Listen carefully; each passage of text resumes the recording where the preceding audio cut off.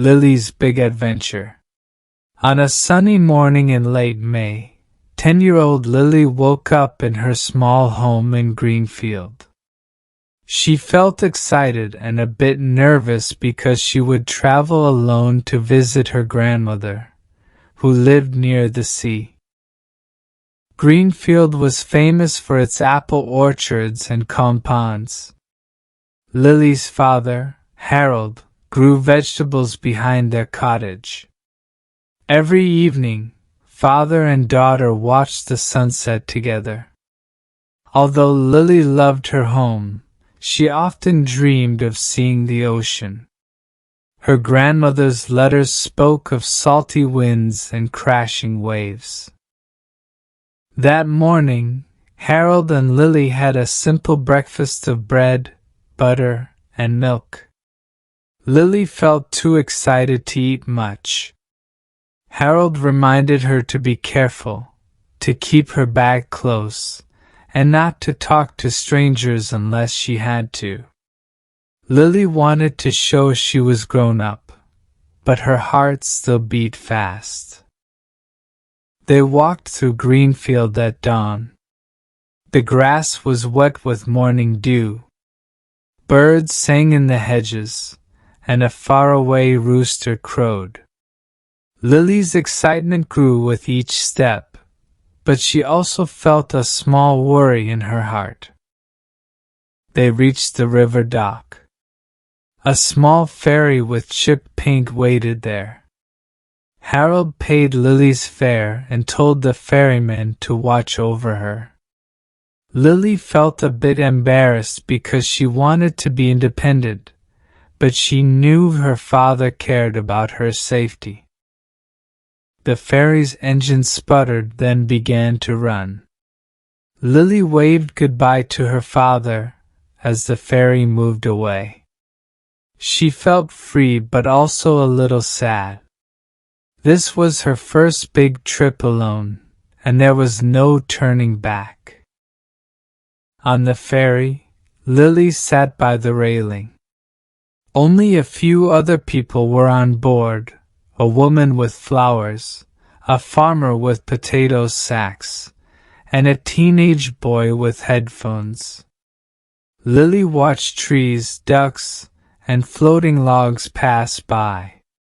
The sun sparkled on the water, and the warm day made her feel sleepy. Soon she dozed off. When she woke up, almost everyone was gone. The ferry was quiet. One man remained. He was tall with strong shoulders, wearing a heavy jacket and boots. A long scar marked his left cheek. He said quietly, "Good afternoon." Lily felt her heart jump. She remembered her father's warning about strangers. She just nodded, feeling uneasy. Suddenly, the ferry slowed down. The ferryman announced, "Next stop, Black Rock Port." Lily's eyes grew wide. She realized this was not her grandmother's stop, White Cliff Pier. Panicking, she ran to the ferryman. "Did we pass White Cliff already?" she asked. He nodded. "Yes, 2 stops ago. I tried to wake you." Lily felt a cold wave of fear. She did not have money for another ticket. The ferryman said this was the last trip of the day. She needed to find another way back. She stood on the dock at Black Rock Port, not knowing what to do. The tall man walked up and spoke kindly. "Do you need help?" Lily remembered her father's warning, but she had no choice. She told him she had no money left. He introduced himself as Ash, then gave the ferryman some coins to cover Lily's fare. Lily was surprised by his kindness. She said softly, "I'm Lily.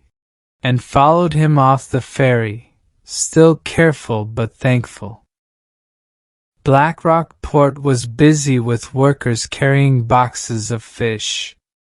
Seagulls screamed, and the air smelled of salt and smoke. Ash asked people about a boat to Whitecliff, but there was none today. A fisherwoman told them about a 3 p.m. bus that would go to Whitecliff. Ash checked his watch. "We have some time. Let's wait at my workshop," he said. Lily felt nervous about going to a stranger's workshop, but she did not know the area. She decided to trust him. They walked through narrow streets to a place called Ashwood Craft. Inside, it smelled like fresh wood. Carvings of birds, flowers, and animals stood around the room. An older man named Ralph welcomed them. Ash explained Lily's problem, and Ralph smiled kindly. Ash offered Lily water and a small sandwich. While she ate, he went to work on a big wooden carving shaped like a horse. Lily peeked in and watched him carefully carve details in the wood. She noticed the scar on his cheek and on his hands. He saw her watching and smiled gently. Lily told him, "You're very talented. Does your arm get tired?" He laughed. "I've been doing this since I was young. I had an accident once," he said, pointing to his cheek, "so now I'm more careful. Carving is my way to make something beautiful." Hearing this, Lily felt less afraid. "Thank you for helping me," she said. "My father warns me about strangers, but you've been very kind." Ash nodded. "Your father is right. We must be careful, but some strangers truly want to help." Soon, it was 2:30 p.m., and time to go to the bus stop. Ash locked up his workshop. Lily followed him to the busy main square, where a few people waited for the 3 p.m. bus. Street vendors sold grilled fish and fresh fruit. Children ran around a big anchor statue. Lily bought a bus ticket with the last of her money. Ash was ready to help if she did not have enough, but Lily wanted to pay herself. She smiled at him. "I don't know how to thank you," she said. Ash shrugged. "I'm happy I could help. Maybe I'll visit Whitecliff for an art show one day." They shook hands, and Lily felt no fear, only relief. She got on the bus and waved goodbye to Ash, who waved back before disappearing into the crowd. As the bus left Blackrock Port, Lily watched the roads and fields. Hours later, she finally saw the ocean. It was big and blue, just like her grandmother's letters had said. She felt happy and excited. When the bus arrived in Whitecliff, Lily saw her grandmother, Rose, waiting by the dock. She ran into Rose's arms. Lily explained how she missed her stop and met Ash. Rose was shocked but also glad Lily was safe. They walked to Rose's cottage on a small hill. It had a white fence and a bright flower garden. After dinner, Lily shared her story again. "At first, I thought Ash was dangerous," she said, "but he was gentle." Rose nodded. "Sometimes people with scars can have kind hearts." That night, Lily fell asleep to the sound of waves. She dreamed of Ash's workshop and the wooden horse he was carving. In her dream, the horse looked alive, and she touched its mane. Over the next days, Lily wrote to her father about her adventure. She also sent a short letter to Ash, thanking him again. Summer passed peacefully. She enjoyed her time with Rose, walking on the beach, collecting shells, and watching fishing boats. Finally, Lily's father came to bring her home.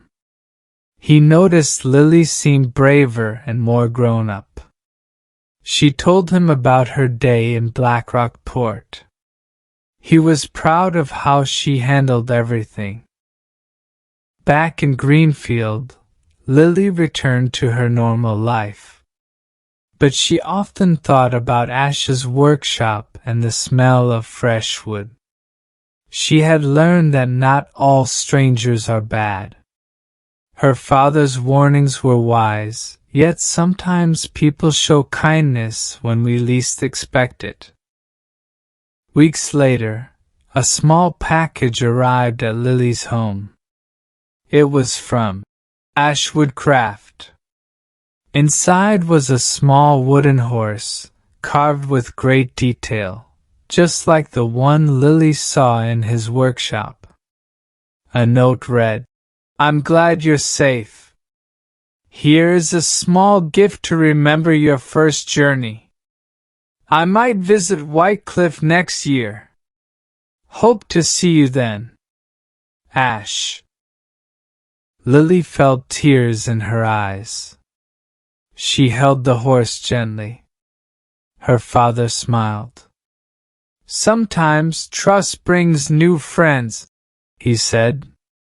Lily agreed and hugged the carving close. She thought about how a misstep led her to Ash and his kindness. That wooden horse would always remind her to be careful but also open to new possibilities. A mistake can sometimes lead us to wonderful places and people we never imagined.